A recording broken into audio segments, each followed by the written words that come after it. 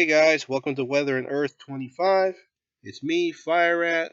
I've got some predictions for you for June and July 2020. Hopefully, these 2 months will behave better than April and May did. I don't know if you guys heard, but both of these months were actually pretty big for natural disasters. April featured devastating tornadoes in the southern US and was considered one of the worst Aprils on record for twisters. And the month of May featured a devastating cyclone impact in India and Bangladesh back on May the 20th, and a really bad flooding event in Central America on the last day of the month, thanks to another tropical storm. And now there is even another tropical storm that took form down there as well in the southern Gulf of Mexico. It has the name Crystal Ball, and it might actually have an effect on the first predictions for the month of June. We shall see, though. It's currently June the 4th. A lot of things can change from now into the next few days. So let's cross our fingers. Now, real quick, I can tell you right off the bat that at least the good news is that June and July of this year do not look anywhere near as bad as the last 2 months did, at least when it comes to the astrology and the numerology. We could say that June and July look more average in nature. I mean, they have a couple risk dates of note that are really worth mentioning, but for the most part, both months feature low risk dates, and therefore, if things go well, this might mean less natural disasters overall. But we'll see. Let's hope for the best. But this is the intro I can give you for now, before we go ahead and get real in deep with what's coming ahead. So, yeah, guys, let's get started.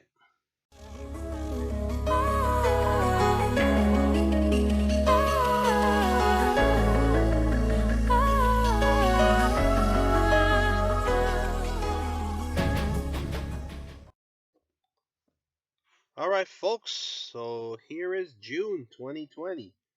This is the astronumerology chart for this month. It's currently the 4th, like I said earlier, it's the 4th of June at the time of this recording. You can see our position on that graph right there.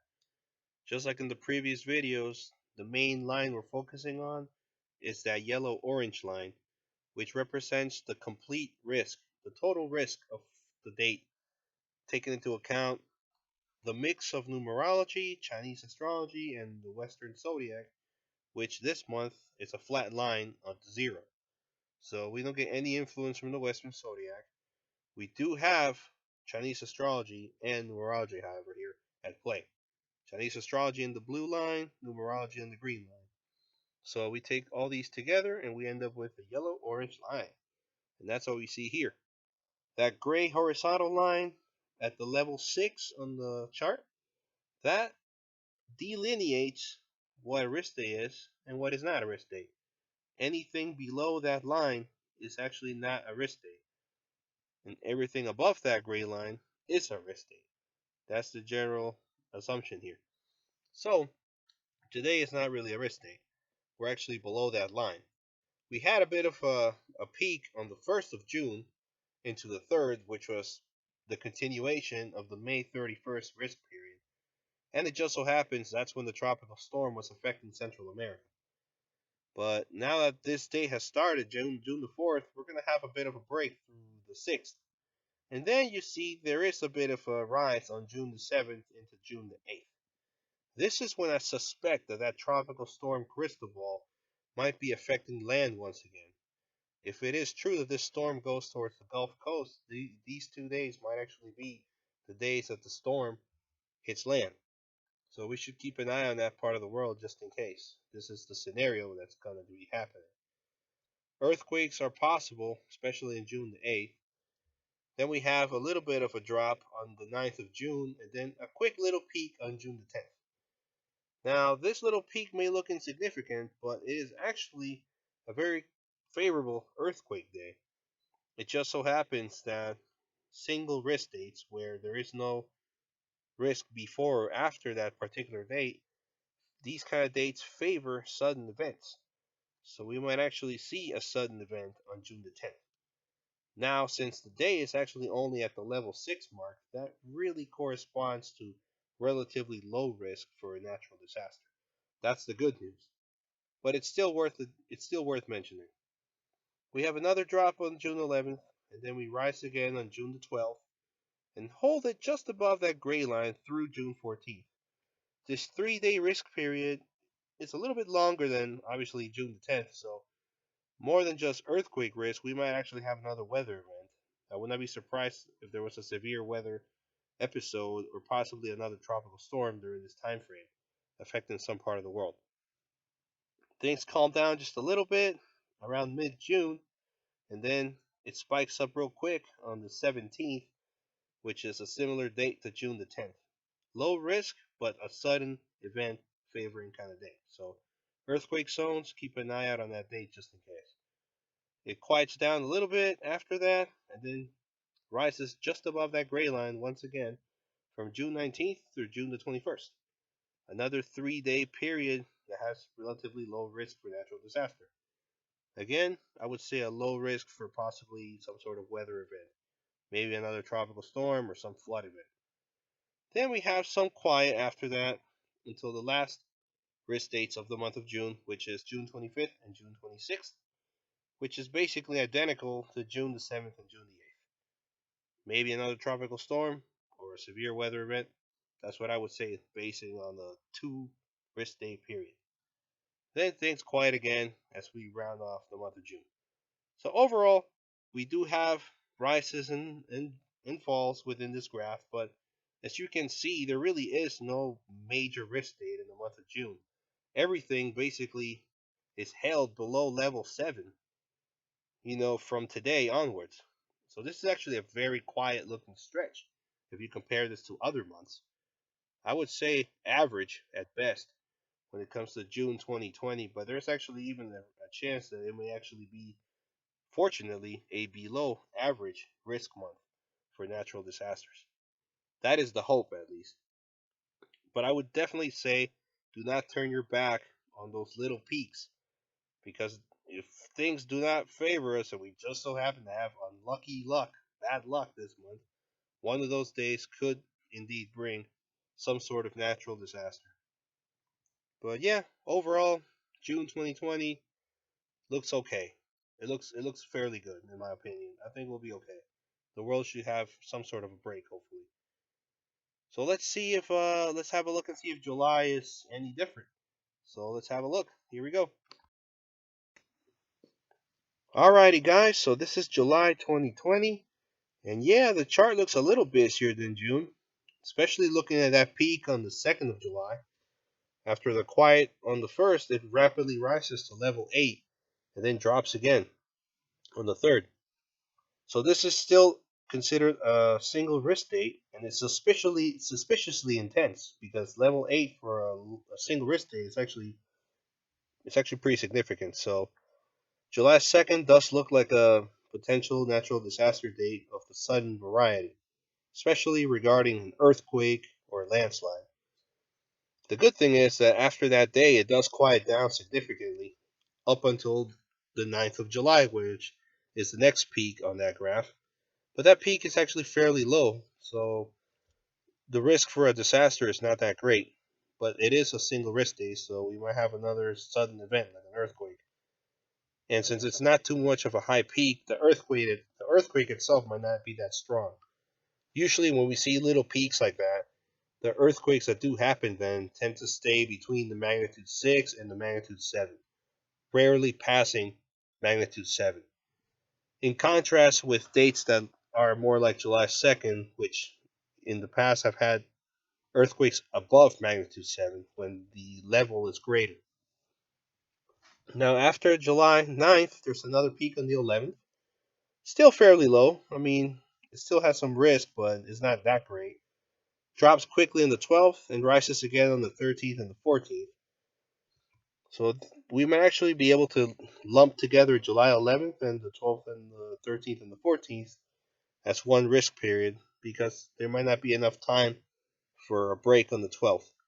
So maybe a slightly longer duration event, such as a weather event or a flooding event or a tropical storm, is possible then. After July 14th, it does quiet down again for a bit, and then we have another little peak on the 18th and another little peak on the 20th. Both of these are once again similar to July the 9th. So possibly moderate earthquakes are the likely scenarios then, or quick weather events like a tornado, for example, is also possible. After July 20th, things change a little bit because now we see another pretty strong peak on July the 22nd, which rivals the one from July the 2nd. But also here, the risk actually stays above the gray line for the most part, all the way until July the 27th. There's a tiny little drop on the 24th, but it's so small and so short that it might actually not even be a break, and we may actually be looking at a 5 day risk period that covers July 22nd to July 27th. And that kind of period would favor longer weather events, like longer duration events. So we could be looking at a significant flooding disaster or a possible long duration hurricane event or typhoon event. Definitely, it looks different compared to the whole other part of July. So I think this might mark a turning point as we head deeper into the northern hemisphere hurricane season and typhoon season. After July 27th, there's a small peak on July 29th, which is similar to the ones on July 20th and 18th. So possibly another moderate natural disaster, but not very likely to occur. And after that, another tiny little rise on July the 31st, but you cannot see because after that chart we get into August, and in reality, July 31st is the first date of a longer risk period that will last until August 5th, which will favor another longer duration tropical storm or hurricane event, most likely. But yeah, that's July's chart. It does look busier than June, but in reality, we could still say this is a fairly normal looking chart. If you remember April and May's chart, those two charts were way busier than this one. And in fact, the chart from June may actually be below average because it is fairly quiet overall. So just judging by these charts, I can tell you June will be fairly quiet and July will be about average. So if we combine the 2 months, we're probably just talking about a more nice stretch of lower natural disaster risk. So average usually means good news in this case. But then again, my method is not really perfect by any stretch of the imagination, so I would advise caution. I might be wrong, and we might actually not have luck on our side, and we might actually end up having a really bad disaster striking in June and July. But at least from what I can tell, based on this chart, I think we'll have better. We will have a better 6 to 8 week period ahead compared to the ones we've had, and it's always good to see a break. You know, the world's seen enough this year. This year's been insane in so many ways that the last thing we need is a major natural disaster. So at least it looks like Mother Nature might actually grant us a break in June and July. But all right, folks, up until now you have seen the charts, so it's time to go ahead and look at the second part of the prediction video, which is where I can actually show you a few visuals of what kind of natural disaster scenarios could occur during these risk dates that you're seeing on these charts, and also the locations of the world that are more likely to be impacted. So in similar fashion to my previous videos, let's proceed. Here we go.